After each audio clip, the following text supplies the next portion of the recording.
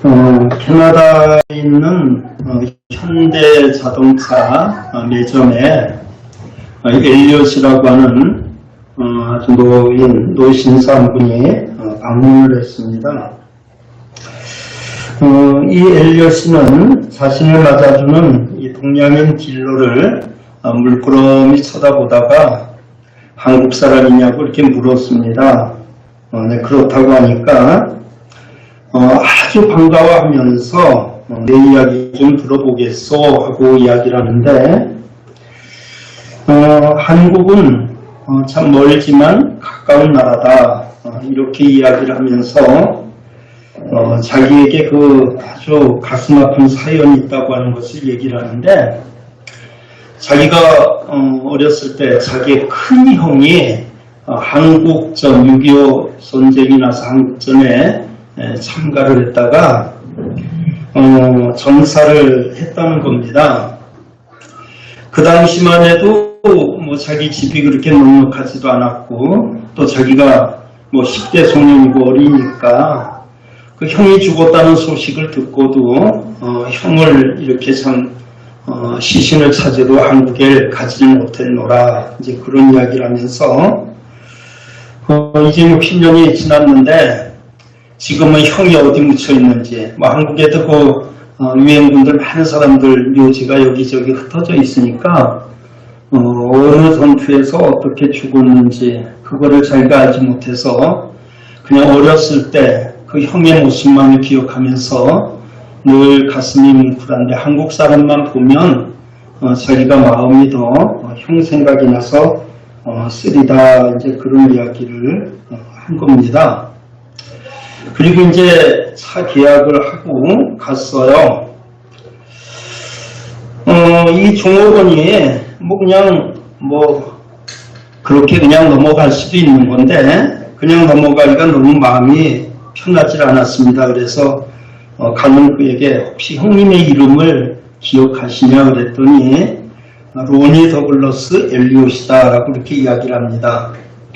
뭐 자동차 계약도 끝났겠다 뭐 더 이상 신경 안 써도 될 일이지만은 이 사람은 그 이야기를 듣고 나서 도저히 가만히 견딜 수가 없었던 것이죠. 신상목이라고 하는 이 딜러는 고객이 간 다음에 한국으로 계속 연락을 하고 또 인터넷을 검색을 하면서 그분이 차를 찾으러 온다고 한 며칠 전까지 밤을 새워가면서 정보를 캐고 캐다가 드디어 부산에 있는 어느 묘지에 그분이 안장이 되어 있다는 것을 알게 되고 또 인터넷 검색을 통해서 그분의 사진을 확보를 하고 이제 그렇게 해서 그 노인네가 이제 왔을 때 자동차를 이렇게 이제 인수해 주면서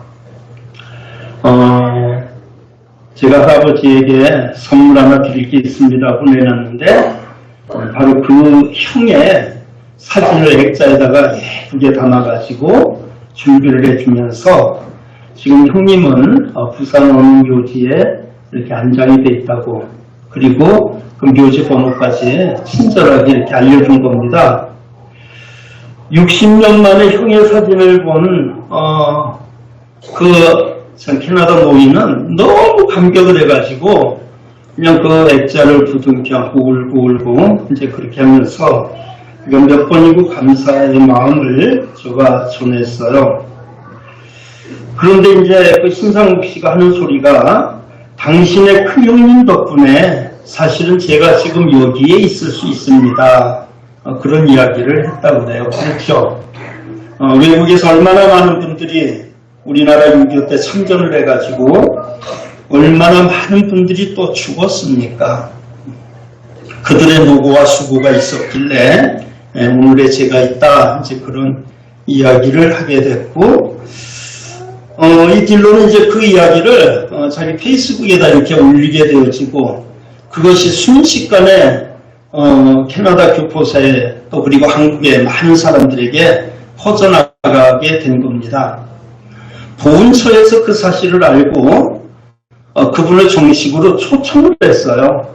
초청을 해가지고 그 묘지를 찾아가게 하고, 그리고 모든 비용을 다 무료로 정부에서 제공을 해가지고 당신들의 희생이 있었길래 우리가 지금 이렇게 발전된 나라에서 살 수 있다라고 하는 취지에서 그런 큰 행사를 벌였다라고 하는 것이죠. 사실 그렇습니다. 오늘 우리가 세계가 불화할 만큼 우리는 지금 발전된 나라에서 살고 있지 않습니까? 그렇죠? 우리 나이 많으신 어르신들 6.25 끝나고 그때 기억하시죠? 얼마나 어렵고 얼마나 힘들었습니까? 뭐 밥은 고사고 보리 주고 한 끼 먹는 것도 힘들 정도로, 저도 온천에 살았으면 뭐 그렇다고 저는 뭐 꿀꿀이 죽을 먹어본 적은 사실은 없어요. 왜냐하면 조그만 논이 하나 있어가지고 그래도 그냥 밥은 먹을 정도가 돼서 그랬는데, 그 제 주변의 사람들 이야기 들어보면은 밥을 굶기도 하고, 꿀꿀이라고 하는 그 미군 부대 식당에서 나온 거 그냥 끓여가지고 파는 거, 그걸 먹고 또 이렇게 배를 치운 이들도 있었잖아요. 제 친구만 해도 뭐 막걸리 공장에서 나오는 술집기검이라고 그러는데, 저도 역시 그런 거 먹어본 적이 없는데 때로는 그걸 먹고 학교 가서 막 술 취해가지고 해롱해롱 이제 그런 이야기들도 참 들었습니다. 그러던 나라가 지금 이렇게 잘 사는 나라가 됐습니다. 잘 살아도 지금 사실은 너무 잘 살아요. 막 먹을 게 넘쳐요. 음식 쓰레기는 세계에서 제일 많이 버려내는 게 대한민국입니다. 이런 나라에 우리가 지금 살고 있는데, 그것은 바로 이 엘리엇이와 같은 우리나라를 위해서 애쓰고 수고하다가 숨진 그 많은 피들이 있었길래 가능했다는 거 결코 잊어서는 안 될 것입니다. 또 오늘도 이렇게 참 예수 잘 믿고 세계에서 가장 선교 대국이라고 부를 수 있는 나라가 되어진 것도 이 나라에 처음 와서 복음을 전하시던, 그리고 많은 죽음을 참 기꺼이 바쳤던 그런 선교사님들, 순교자들에 의해서 오늘 대한민국의 교회가 세계를 이렇게 참 주도할 만한 그런 큰 영적 건물이 됐다는 것도 결코 잊어서는 안 될 겁니다. 우리가 잘나고 우리가 똑똑해서가 아니라 이 나라를 위해서, 이 교회를 위해서 눈물과 피를 흘린 그 많은 이들이 있었길래 그것이 가능했다는 것, 여러분 꼭 기억해 주시면 고맙겠습니다. 코로나가 진정 기미를 보이더니 뭐 이제는 뭐 부창인지 신발창인지 하는 병이 온 세계를 두려움 가운데 떨게 하고 있습니다. 이 부창이 처음 됐을 때 유럽의 동성애자 파티에서 참석한 사람들로 인해서 이게 확산됐다라고 이렇게 처음엔 뉴스가 한 번 나왔는데, 그 다음에 무슨 언론의 통제를 받았는지 일체 그 이야기를 하지 않습니다. 그냥 뭐 두창이 번졌다 뭐 이런 얘기만 하고, 뭐 그걸 예방하기 위해서는 무슨 뭐 콘돔을 써야 된다 이런 소리는 나올 망정 동성애자하고 연결짓는 뉴스는 요즘 한마디도 없어요. 그러나 여러분 인터넷에 들어가 보게 되면은 이 환자들 대부분이 남자들, 이 동성애자들에게서 지금 퍼지고 있는 것을 우리는 분명히 알 수가 있는데, 우리나라뿐 아니라 전 세계적으로 소위 말하는 성소수자라고 하는 이들의 목소리하고 이들의 힘이 너무 커요. 돈이 워낙 많은 사람들이 돼가지고 언론이고 뭐 이런 것들을 다 장악을 해버리니까 감히 누가 거기에 대해서 말 한마디를 제대로 못하는 겁니다. 얼마 전에 어떤 장관 후보자는 동성애는 치료할 수 있는 병이다. 옛날에 글 한 번 쓴 것 때문에 꼬투리를 잡혀서 결국은 낙마라고 말했잖아요. 여러분 어쨌든 지금은 이 포천도 지금 뭐 또 오늘 뭐 많은 교회들이 무슨 뭐 이제 포천시, 양평시, 또 가평시 몇 군데서 시 차원에서 무슨 또 뭐 차별금지법인지 뭔지 이걸 또 지금 올리고 있는가 봐요. 그것 때문에 교회들마다 지금 뭐 서명 받고 그러는데 저희는 그런 걸 미처 준비를 못했습니다만, 어쨌든 지금 이 나라가 그런 일로 인해서 몸살을 앓고 있다는 거 여러분 꼭 기억해 주시기를 바라고요. 더 이상 참 이런 일로 인해서 우리가 고통당하지 않도록, 그리고 앞으로는 어쩌면 상상하지도 못할 전염병들이 우리 앞에 다가올 수도 있다는 것도 결코 잊어서는 안 될 겁니다. 코로나가 끝이 아니라고 하는 이야기죠. 주님께서 언제 이 마지막 때가 올 겁니까? 라고 이렇게 물어봤을 때 제자들을 향해서 처처의 기근과 지진 그리고 수많은 전염병들이 창궐할 것이고 그 다음에 거짓 선지자, 이단들 이런 그 어떤 세력들이 일어나서 하나님의 교회를 대적할 것이라고 했는데 어쩌면 지금 우리가 살고 있는 이 시대가 꼭 그런 시대가 되지 않았나 싶은 생각이 들어서 걱정이 됩니다. 영적으로 여러분이 어쨌든 무장하지 않으면 안 된다는 거 꼭 기억해 주세요. 다윗 시대도요, 사무엘하 24장에 보면 그 시대도 전염병이 한번 유행한 적이 있습니다. 다윗이 그만 사탄의 충동질에 속아가지고 인구조사를 했습니다. 아니 정치하는 사람이 인구조사하는 것은 늘 일상적인 그런 이제 정기적으로 하는 것이었는데 다만 다윗이 인구조사를 한 이유는 그 배경이 이제 내 나라 군대가 얼마나 든든한지 내 군대가 지금 몇 명이나 될까 그 자기 군대가 많은 것을 한번 뻐기고 자랑하고 싶어가지고 이제 인구조사를 시켰어요. 충성스러운 부하가 왕이여 하나님께서 우리에게 필요한다면 얼마든지 군대를 더 주실 수도 있는데 굳이 그거를 왜 지금 조사를 하려고 하십니까? 하나님이 기뻐하는 일이 아닙니다라고 충고를 했는데도 불구하고 다윗이 막 그냥 명령을 내려가지고 인구조사를 하게 했는데 성경은 하나님이 그 일을 아주 괘씸히 여겼다라고 말합니다. 여러분 괘씸죄라는 거 있죠? 사람에게 괘씸죄 걸려도 그거 안 좋은데 하나님께 괘씸죄 걸렸다? 그건 아주 진짜 안 좋은 것이죠. 그래가지고 하나님께서 선지자를 보내가지고 다윗에게 이제 세 가지를 제시를 합니다. 첫째, 3개월 동안, 7년 동안 기근이 이 땅에 있을 것이냐, 아니면 3개월 동안 네가 원수들에게 쫓겨다닐 것이냐, 아니면 3일간 전염병이 이 땅에 돌게 할 것이냐, 이 셋 중에 하나를 택해라 그랬어요. 하나님도 참 다윗하고 이제 그런 흥정을 하신 겁니다. 다윗이 가만히 생각을 해보니까 7년 너무 길어. 그리고 원수들에게 쫓겨다니는 건 이제 그것도 지겨워요.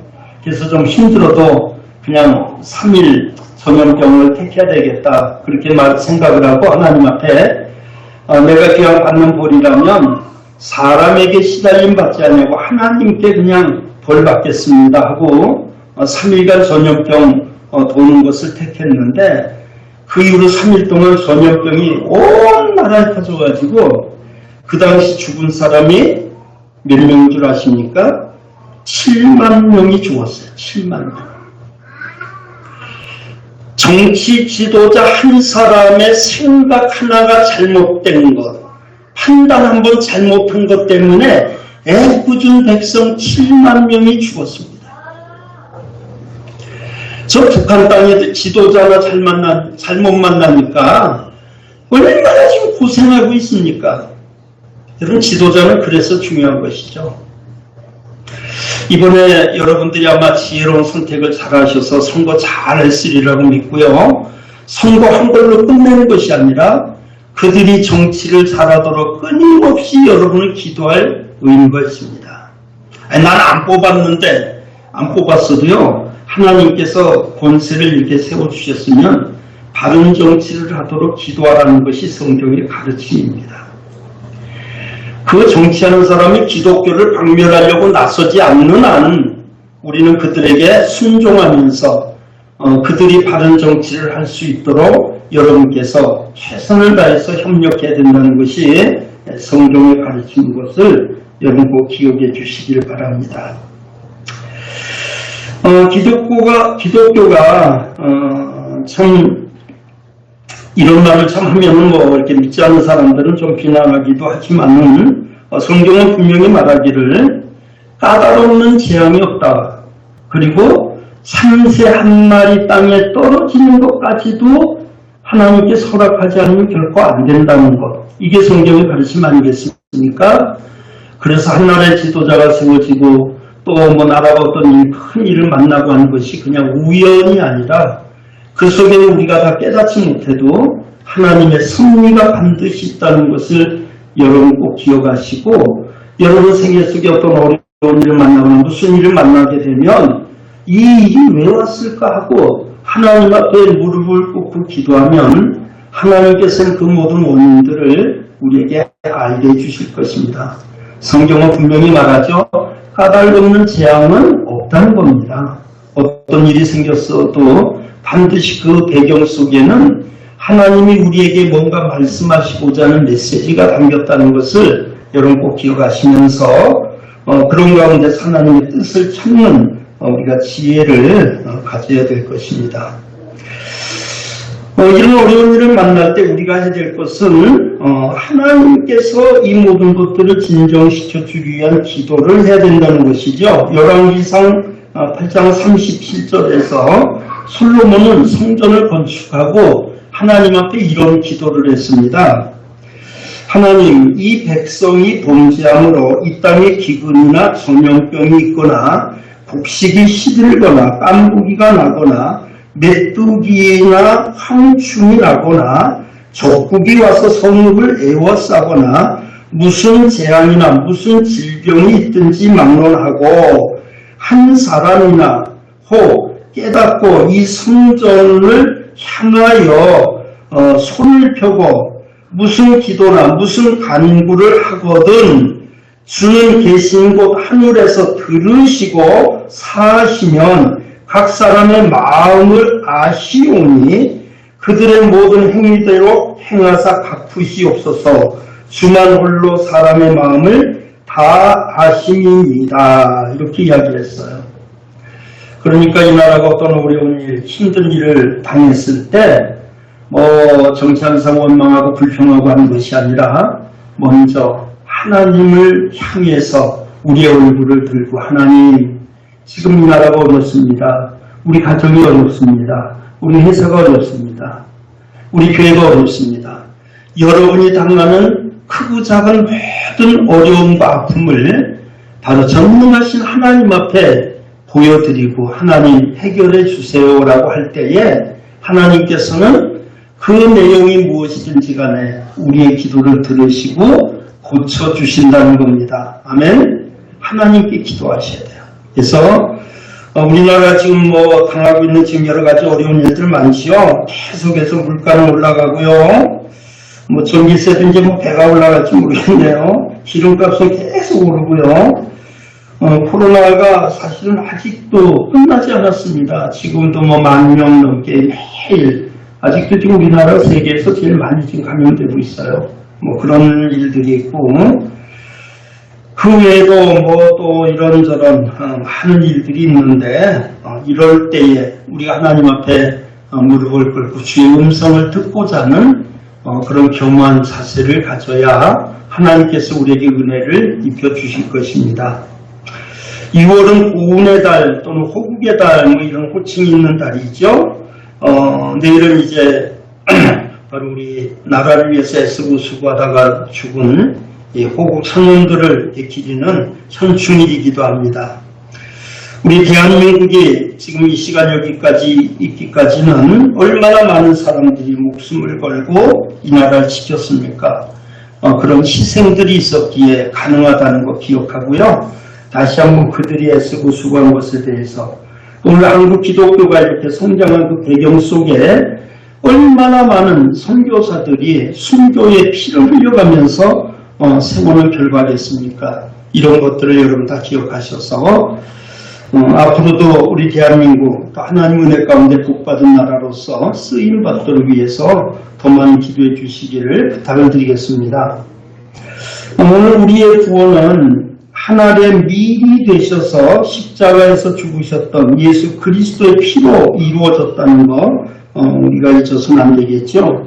주님이 십자가를 지시고 이제 부활승천하신 후 약속하신 성령을 기다리려고 마가의 다락방에 120명의 성도들이 모여서 정말 뜨거운 마음으로 기도하면서 저들이 합심해서 하나님 앞에 구할 때에 그때 성령이 임재하셨어요. 그래서 오늘 성령 강림절을 우리 신약교회의 탄생일이라 이렇게 말할 이유가 바로 거기에 있습니다. 정식으로 이 땅의 교회가 탄생한 것은 바로 그리스도께서 보내주신 성령을 통해서 되어졌고, 그 이후로 성령은 예수 믿는 사람 모든 심령 속에 성령이 내재해 계시면서 우리가 믿음 생활하는 삶 속에서 그분이 관여하지 않는 것은 단 한 가지도 없습니다. 우리 생각도 주장하시고 우리 삶의 모든 것들을 성령께서 역사하시는 것이죠. 그분에 의해서 오늘 이 시간도 여러분이 나와 앉을 수 있었다는 것도 꼭 기억해 주시길 바라겠습니다. 성경은 말합니다. 우리가 아직 죄인으로 있을 때 우리를 위해서 죽으심으로 하나님의 사랑을 확증하셨다라고 말합니다. 자, 오늘 본문 말씀을 다시 한번 읽습니다. 내가 진실로 너에게 이르노니 한 알의 밀이 땅에 떨어져 죽지 아니하면 한 알 그대로 있고 죽으면 많은 열매를 맺느니라 그랬습니다. 여기 한 알의 밀, 그건 바로 예수 그리스도를 상징하는 그런 표현이었는데요. 먼저 우리는 한 알의 밀에 대한 생각을 한번 해보도록 하겠습니다. 그럼 한 알의 밀, 약한 겁니까? 강한 겁니까? 밀이 약하지요. 얼마나 약해요. 뭐 손톱으로 힘쓰는 남자들은 그냥 손톱으로 으깰 수도 있는 것이고요. 입으로 잘근잘근 씹어도 없어지는 것이고, 발로 밟아서 비벼도 없어지는 게 하나의 밀이 아니겠습니까? 또 겨자씨에 대한 비유도 주님이 말씀하셨는데 이 밀알보다도 겨자씨는 더 약한 것이죠. 알갱이, 그 하나의 밀로 이야기한다고 하면 사실 미미한 겁니다. 보잘것 없어요. 약합니다. 쉽게 밟히고 또는 참새에게 노출이 되면은 쪼아먹을 수 있는 아주 약한 것입니다. 그런데 이 밀알 하나를 통해서 하나님께서는 많은 열매를 거두게 하시는 그런 기적과 복을 주십니다. 겨자씨 하나도 약한 건데 그 겨자씨가 잘 심겨졌을 때 그것을 통해서 큰 숲을 이루게 되어지고 새들이 깃들일 만큼 그런 강력한 힘을 갖게 되는 것이 바로 한 알의 밀이나 혹은 한 알의 겨자씨라고 하는 이야기죠. 자, 그건 왜 그럴까요? 한 알의 밀, 크지는 않은데 모양은 없는데 거기에는 생명이 있다는 겁니다. 한 알의 밀이나 혹은 한 알의 겨자씨에게는 생명이 있다는 거예요. 그래서 생명이 있기 때문에 모양은 미미하고 작고 약한 것 같은데 그 속에 아주 우리가 상상할 수 없는 에너지가 그 속에 담겨 있어가지고 그 하나의 밀을 통해서 하나님께서는 큰 역사를 이루신다라고 하는 겁니다. 하나의 밀은 단단하지 않습니다. 그런데 생명이 있습니다. 하나의 밀은 굉장히 약한데 생명이 있다는 겁니다. 생명이 있다는 것이 그렇게 소중한 것이죠. 오늘 저와 여러분은 생명 있는 존재들임을 잊지 마시기를 바랍니다. 저와 여러분에게 뭐가 있다고요? 생명이 있어요. 숨쉬는 이 생명을 말하는 게 아닙니다. 그거는 믿지 않는 세상 사람들 그 생명은 다 있어요. 오늘 성경이 말하는 생명은 어떤 생명이냐? 요한일서 3장 9절에 보면 하나님께로 난 자마다 하나님의 씨가 그 속에 거한다라고 말했습니다. 뭐가 거해요? 하나님의 씨가 누구에게? 예수 믿고 구원받은 사람에게 하나님의 씨가 있다는 겁니다. 제가 자주 얘기했죠. 똑같은 계란이지만 생명의 씨가 있는 유정란과 생명의 씨가 없는 무정란에 대한 얘기를 제가 말씀드리잖아요. 똑같은 계란인데 생명의 씨가 있는 유정란은 나중에 그 속에서 병아리가 탄생을 해요. 생명체가 나온다는 겁니다. 오늘 이 땅에 많은 사람들이 살고 있지만 하나님으로부터 난 생명의 씨를 가진 자와 그렇지 못한 자가 이 땅에 섞여 있습니다. 오늘도 우리 여우에 사시는 김영남 씨, 아마 지금 성남에서 이제 화장을 하고 오늘 이제 철원에 있는 그 목련공원에다가 이제 그 남편 한 달 전에 돌아가신 그분 묘 옆에다가 이렇게 안장하실 겁니다. 그분이 비록 불편한 몸을 가지고 있다가 돌아가셨지만 그 속에 예수의 생명이 있다고 하면은 그런 죽음으로서 끝나는 것이 아니라 언젠가는 그리스도 안에서 부활하게 되어질 것입니다. 생명의 씨를 가진 자는 그래요. 그래서 우리가 이 땅에서 사는 동안 예수 그리스도로 말미암아 생명의 씨가 있다는 것이 얼마나 큰 축복인지 모릅니다. 영접하는 자, 곧 주 예수 그리스도를 믿는 자에게는 하나님의 자녀가 되는 권세를 주셨다라고 말합니다. 여러분 예수 믿지요? 여러분은 하나님의 자녀가 되는 권세를 받은 생명의 씨를 가진 자들입니다. 그래서 내가 가난한데, 나는 배우지 못했는데, 나는 나이가 많아서 이제 다 늙었는데, 나는 병들었는데, 상관없이 저와 여러분에게는 하나님의 생명의 씨가 있다는 것이 우리에게 얼마나 큰 축복인지 몰라요. 요한복음 5장 24절, 내가 진실로 진실로 너에게 이르노니 내 말을 듣고 또 나 보내신 이를 믿는 자는 영생을 얻었고 심판에 이르지 아니하나니 사망에서 생명으로 옮겼느니라 그랬습니다. 언제요? 예수 믿을 때. 원래 우리는 사망 가운데 태어났어요. 다 죽은 자들이었습니다. 근데 어느 날 성령께서 우리로 하여금 예수를 믿도록 역사해 주셨어요.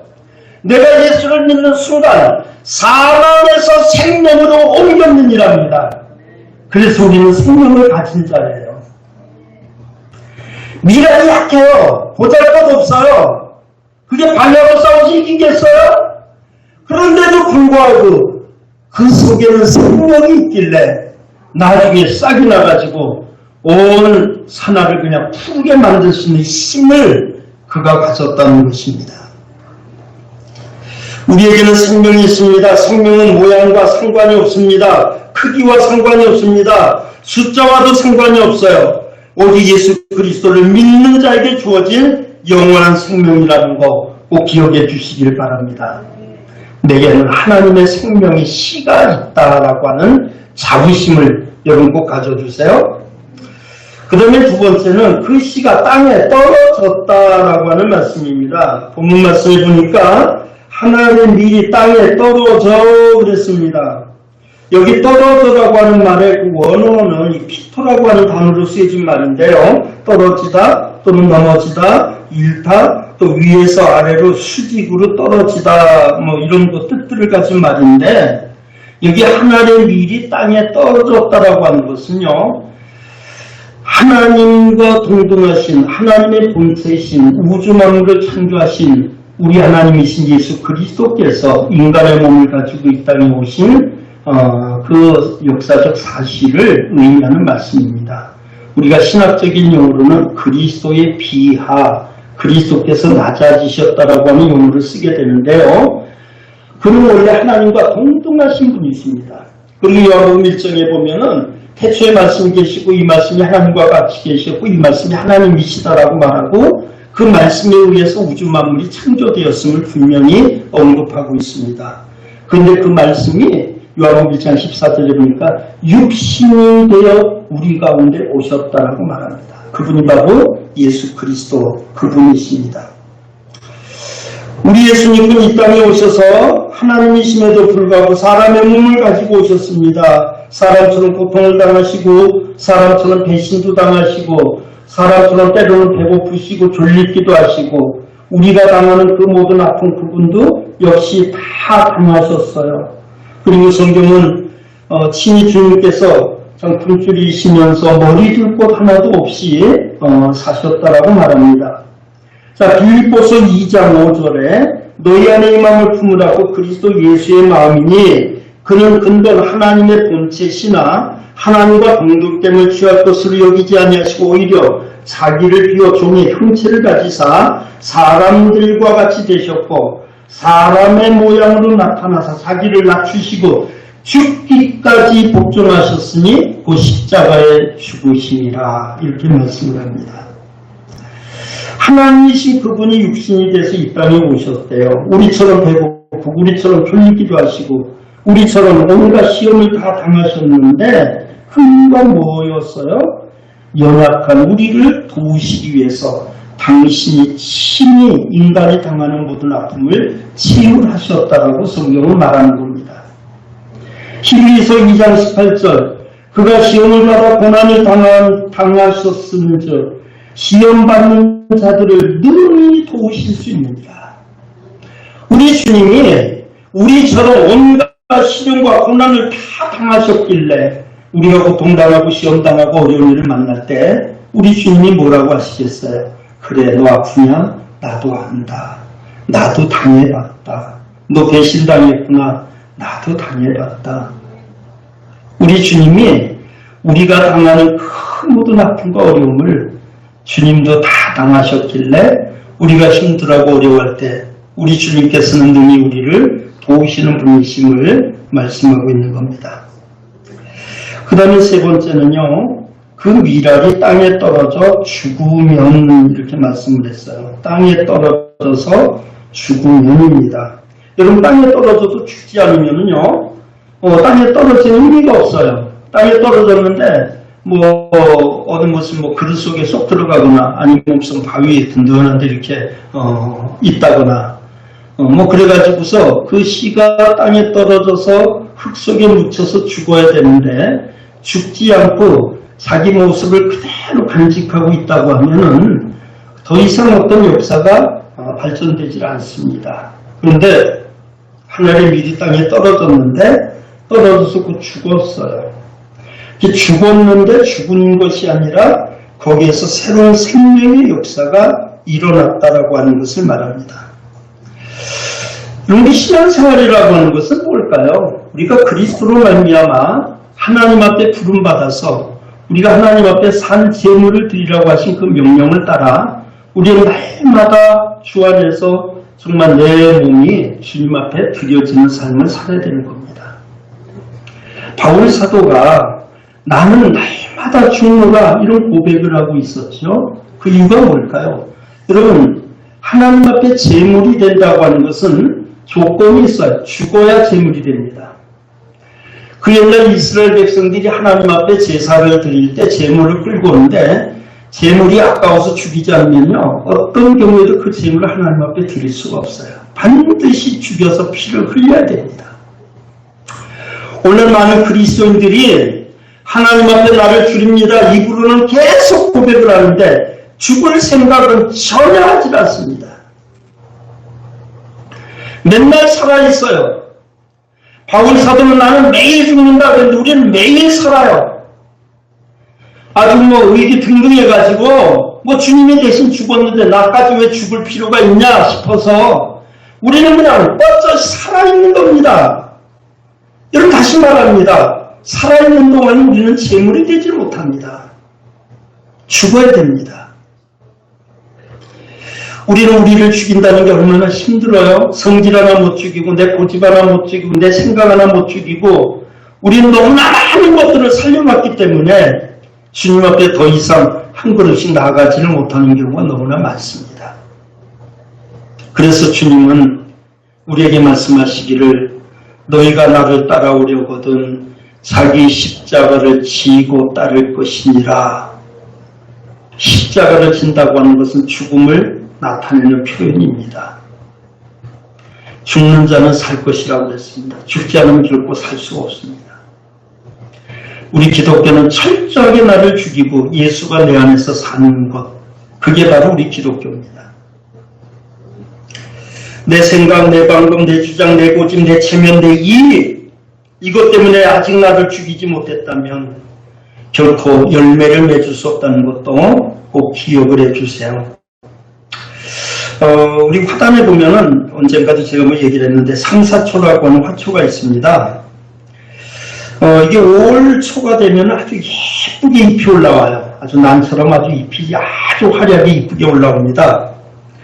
그러다가 6월 되면 지금쯤 이제 시들시들해서 누래져가지고 죽어버려요. 그래서 저게 뭐 꽃도 안 피고 죽나 싶은데 그게 이제 한 8월쯤 되면은 그 죽었던 그 잎이 다 없어지고 죽은 자리에서 이파리도 없이 그냥 꽃대만 쫙 올라와요. 그래서 아주 예쁜 꽃을 핍니다. 우리가 그거를 상사화 또는 상사초라고 이야기를 하죠. 뭐 전설이 있는 꽃인 거 여러분 아실 겁니다. 어느 우누이가 이렇게 사랑을 했는데 부모가 그냥 극구 말리니까 딸이 이렇게 이제 떨어져서 살게 했다고 그래요. 우누이를. 그랬더니 시름시름 둘이 다 병을 앓다가 죽어버렸습니다. 두 남매를 잃은 부모가 너무 애처로워서 이거 죽어서라도 같이 있어라 그러고 묘를 한꺼에 이렇게 써줬다고 그래요. 근데 거기에서 처음 보는 꽃이 이렇게 싹이 난 겁니다. 그래서 야 이게 뭐 우리 애들이 죽고 나서 이게 꽃이 피나 보다 싶었는데 이게 뭐 좀 피더니 그냥 잎이 쭉 나오더니 시들시들 누렇게 병 들어가지고 죽어버렸어요. 그래서 아이고 어쩜 우리 애들하고 운명도 똑같냐. 나다 말고 그렇게 죽냐 꽃도 안 피고 그랬는데 한 이틀만 했는데 8월쯤 되니까 거기서 꽃대가 쫙 올라왔는데 꽃이 그렇게 예쁘게 폈다는 겁니다. 해마다 그 자리에서는 봄이 되면은 이렇게 꽃대가 꽃잎이 쫙 환란하게 폈다가 났다가 그 다음에 죽은 다음에 그 다음에 잊어버릴만 하면 8월달에 거기서 꽃대가 쫙 올라와서 예쁜 꽃을 피고 그래서 부모가 생각이라 이놈들은 죽어서도 못 만나구나. 이 상사화는 특징이 잎하고 꽃이 만날 때가 없어요. 잎이 있을 때는 꽃이 없고 꽃이 있을 때는 잎이 없어요. 항상 꽃이 진 다음에 그 다음에 잎이 진 다음에 꽃이 피는 겁니다. 8월달에 꽃 피면 제가 한번 알려드릴 테니까 얼마나 이쁜지 여러분도 보셔요. 자, 예수 그리스도께서 우리를 위해서 죽으심으로 우리를 위해서 제물이 되셨길래 오늘 찬란한 우리 기독교 문화를 이 땅에서 이루고 저와 여러분이 믿음 안에서 살게 되어졌다는 것, 바로 주님이 죽으심으로 이루어진 것입니다. 오늘 주님께서는 이 교회를 위해서 저와 여러분에게 남은 고난을 남겨주셨습니다. 우리에게 십자가를 지라고, 예수님처럼 무슨 거대한 십자가가 아니지만 우리에게도 교회를 위해서, 복음을 위해서 작은 십자가를 남겨주셨고, 우리는 그 십자가를 믿음으로 감당할 때에 하늘에 상급이 쌓여지고 하나님께서 나를 통해서 영광을 받으신다는 것 여러분 꼭 기억해 주시기를 바라겠습니다. 기도의 미랄, 또 헌신의 미랄, 충성의 미랄이 없다면은 우리는 결코 오늘의 찬란한 이 기독교 문화를 이어갈 수가 없습니다. 주님은 나 하나를 구원하시기 위해서 십자가에서 그렇게 처절하게 하나님께 버림을 받으시면서 죽으셨습니다. 그리고 우리를 위해서 이 땅에 교회를 두시고 그 교회와 복음을 위해서 우리에게 남겨진 작은 고난의 십자가가 있다는 것을 잊어서는 안 됩니다. 여러분, 예수 믿는 것은 그 자체가 고난입니다. 남보다 더 부지런해야 되고 남보다 돈도 더 써야 되고, 우리 기독교는 거저되는 게 아니잖아요. 남이 하나는 11조를 해야 되고, 남이 하나는 성수주의를 해야 되고, 남이 하나는 복음을 전해야 되고, 그게 예수 믿는 겁니다. 여러분, 교회에서 뭐 봉사한다고 애쓰고 수고한다고 무슨 뭐 누가 월급을 더 줍니까? 직장에서 어느 당신 교회 다녀? 11조 하는구나. 그럼 11조 회사에서 보존해 줄게. 안 그래요. 그러나 그 가운데서 우리는 주님이 나를 위해서 죽으심으로 내가 다시 하나님의 자녀로 거듭난 것처럼 나의 수고와 나의 노력을 통해서 하나님은 교회를 이 땅에서 부흥시키시고 하나님의 역사를 이룬다는 것을 꼭 기억해 주시길 바랍니다. 주님은 오늘도 하나님의 미랄을 원하십니다. 올해는 우리 교회가 후임자를 선정을 하고 새 목사님을 모시게 될 겁니다. 그리고 그 목사님과 더불어 함께 일할 많은 일꾼을 하나님께서는 세우게 되실 것입니다. 물론 일꾼을 보내주세요. 그 기도 분명히 해야 됩니다. 근데 그 기도 이전에 저와 여러분이 해야 될 기도가 있다면, 주님, 내가 일꾼이 되겠습니다. 나를 보내주세요라고 하는 그 외침을 먼저 우리가 해야 될 것입니다. 하나님께서는 저와 여러분을 통해서 우리 세터교회가 하나님의 위대한 역사를 이루어가는 일에 일꾼이 되게 하시고 그 중심에 저와 여러분을 세우셨다고 하는 사실을 기억하고 믿음으로 승리하는 복된 삶을 누릴 수 있기를 주의 이름으로 축원합니다.